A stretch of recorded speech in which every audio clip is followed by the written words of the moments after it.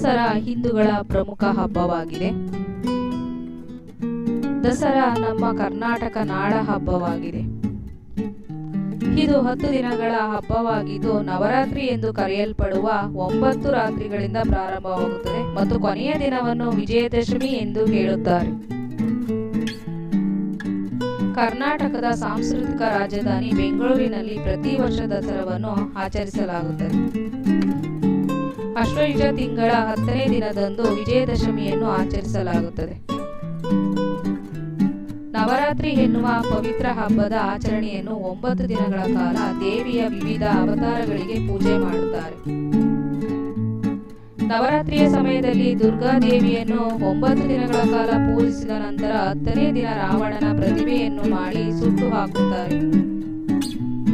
ಪಾಂಡವರು ಶತ್ರುಗಳ ಮೇಲೆ ಜಯ ಸಾಧಿಸಿದ ದಿನ ಮತ್ತು ಶ್ರೀರಾಮ ರಾವಣನು ಕೊಂದ ದಿನ.